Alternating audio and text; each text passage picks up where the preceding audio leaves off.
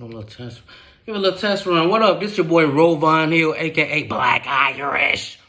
I will be coming to you and all Notre Dame fans talking about the best Notre Dame updates coming up. Right now we in spring practice and everybody's talking about the big deal. What's the big deal? Who's gonna be the quarterback? Who's QB1? Three great candidates. We got Kenny Minchey, CJ Carr, and Steve Angeli. The leader in the clubhouse, only because of experience, is Angeli, but the consensus is that CJ Carr will eventually take over that spot because he's the most talented one, which means that whoever doesn't win, somebody might be likely to transfer, and it might be Kenny Minchey.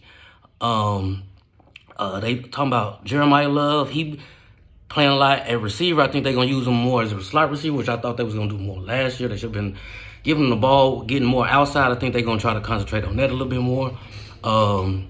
We're trying to see what's going on with the receivers. We got Faison, Great House. They standing out in spring practice right now, and we're going to see what's going on with Malachi Fields. I don't think he's practicing right now. I think he got an injury, and they talking about old boy from Wisconsin, Will Pauling.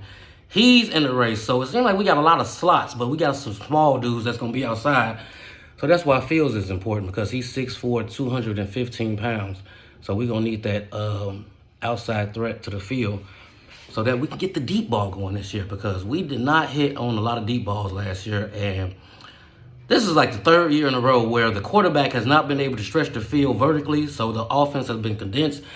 So if we wasn't able to run the ball as good as we have been, offense it can't basically generate points when it needs to through the air or create big plays, as you saw in the championship game against Ohio State. But the positives in that was that Great House got off. And as a matter of fact, he got off against Penn State and Ohio State. And those was two of the best defenses in the country last year. So, with that being said, we, whoever the starting quarterback is. Now, here's the thing. Angeli is not a big arm quarterback. As a matter of fact, the only big arm quarterback we do have is Minchey. Minchey has the strongest arm. He got probably the best arm talent. But CJ Carr and Steve Angeli got him on the accuracy. They're more accurate, but you don't need to throw the ball 50 yards to create a big play like that. All you need to do is be able to get it 15 to 20, maybe 30, 40 in the air. And I think Angeli and especially CJ Carr, he definitely can do it. But we going to have to see, because we need to generate big plays. Another thing is we're going to have to supplement Riley Leonard's ground game, because he contributed so many yards and so many touchdowns, especially in the red zone. I don't know what they're going to do with that, but here's the thing. This is what I think. I think they should put Scrap Richardson, or I think they should use Scrap Richardson. Well, I will say Bronte Johnson. We do have a few people that has played quarterback in high school, and if you want to continue that thing where they get down there in the red zone and you have the option of running or passing, and I mean, it's very efficient what we was doing last year with Riley Leonard, where he was just running it in. Every time we pretty much got inside the red zone, they was running it with Riley, and that was almost automatic. We got to see what's going to take place with the tight end position, how we going to replace Mitchell Evans. Here's the thing. We really don't got to replace that much from the tight end position from last year, because they wasn't a big part of the offense like we thought they was going to be coming into the season.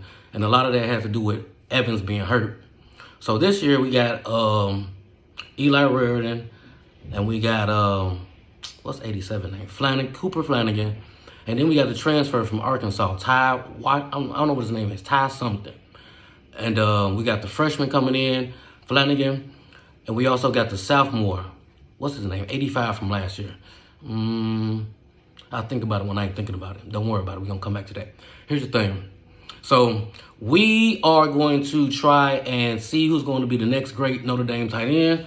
We don't know who that's going to be yet, but as usual, it's tight end you for a reason. So we're going to expect the same amount of production that we probably got last year, if not more. Now we're going to switch over to the defense. The defense, the only thing we're replacing is pretty much the defensive tackles who should get drafted in the NFL this upcoming draft in April. Ryan Poles, if you're listening, you can get either Howard Cross or Riley Mills. They both will be good in the rotation. That's just a little note for my other team. Here's the thing. We got everybody saying that Jason Onye been impressing so far in spring practice. We got Kurt Hinish. He back for his, I think he's junior now. He balled out over expectations last year when Rubio was out, Gabriel Rubio was out, and when Howard Cross got hurt. Kurt Hinish. Wait, which one is it now? One of them niggas. Who is it? Which one of the younger brothers? Donovan Hinish.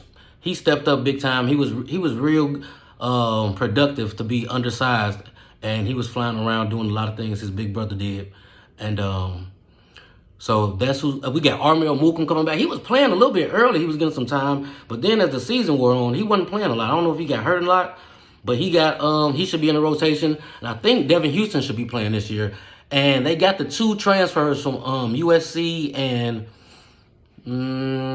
I can't remember where the other guy's from, but we got 2 transfers coming in. I think they said the USC guy is like a project, and a guy from coming in from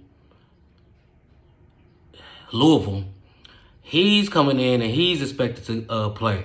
So the thing about it is we're gonna be, if we can stir up that middle, like I think we should be good. Nice little rotation. The edges should be definitely an upgrade, and we should definitely be able to get more sacks than we got last year off the edge, because everybody should be healthy. Well, everybody shouldn't be healthy, but the depth is better than it was last year, because we got Boubacar Traore coming back, and we got Jordan Botelho coming back from injury. I think Traore, he's back right now practicing, and I think Botelho, he's still out. But we also got Bryce Young, and according to reports, Emil Wagner said that Bryce Young is an All-American and a first-round draft pick. And that's a dude that started, 15 games last year and went up against some of the best talent in the nation, playing against people like from Texas A&M, Shamar Sanders and Nick Scorrington. They're playing against some dudes from Ohio State that should be taken in the 2nd, 5th round. So if he said that about Bryce Young, and you already know he was a freshman last year, I don't know if he was, I don't know, I don't think he was a freshman All-American, but 6'7", 285-pound freshman is unreal. And he showed his great burst off the ball when he had to substitute. So we expecting a Isaiah Foskey. What's the other great pass rusher name?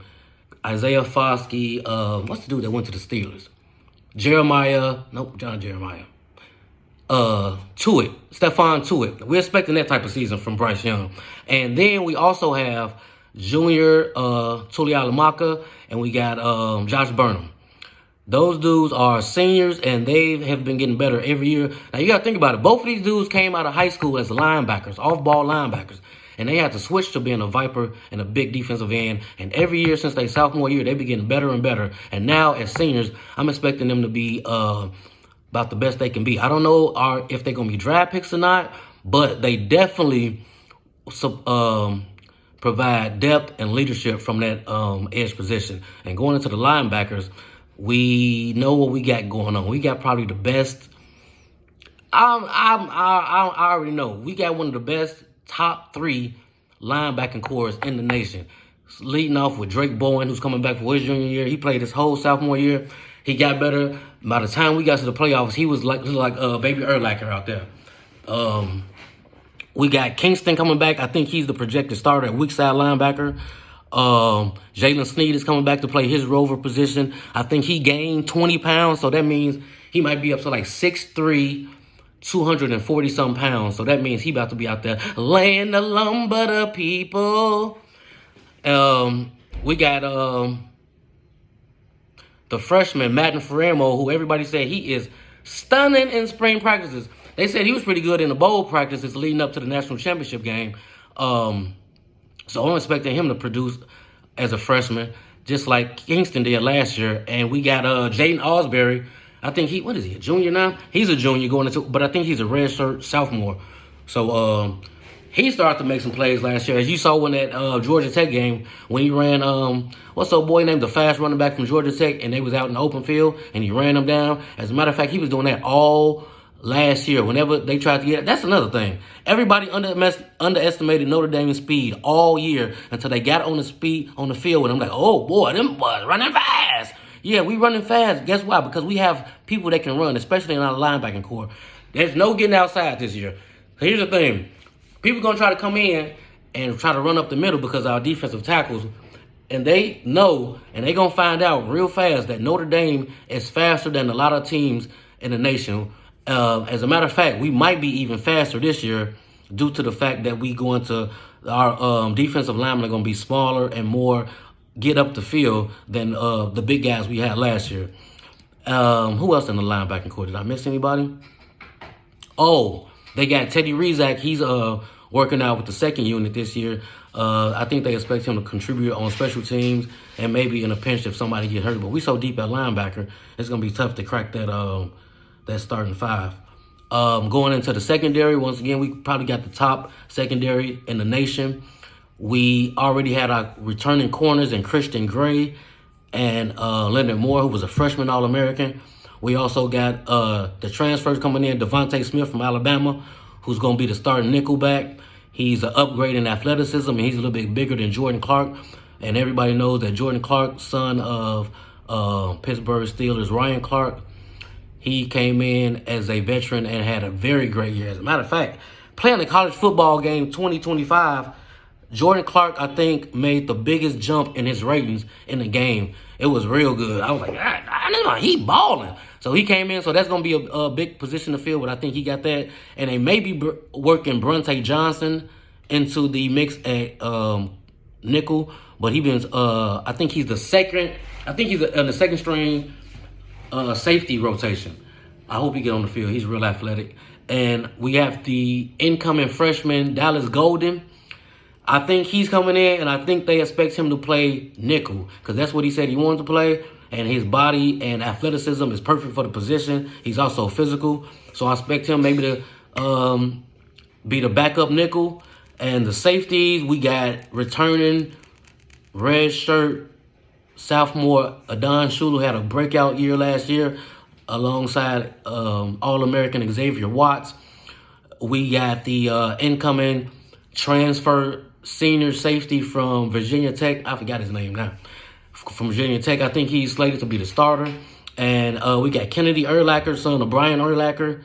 You know, everybody know when he had his chance last year, he made great plays. We got freshman who everybody's been raving about since the bowl practices. I forgot his name. 6'4" freshman, Jadon Blair. He's 6'4", 200. I think he's like 6'4", 200 pounds. And he looks like an NFL player already as a true freshman. And I think he's going to be in the rotation and might get a chance to crack the 2 deep or maybe 3 deep. Because you know Notre Dame sometimes be playing 3 safeties. They played 3 safeties last year.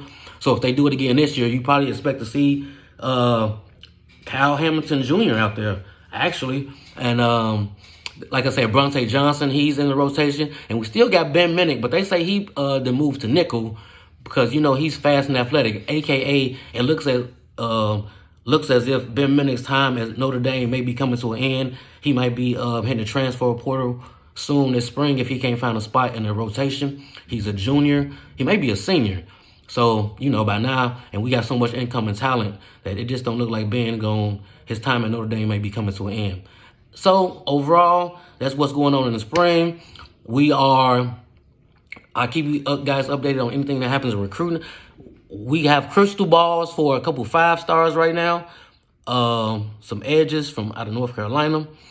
And we're trying to heat up on the recruiting trail as far as receivers and also defensive line because, you know, that's what Notre Dame lacks the most. And if we upgrade those positions, this year will be a little bit better than last year. And there's only one thing that we can be better than last year, and that's national champs.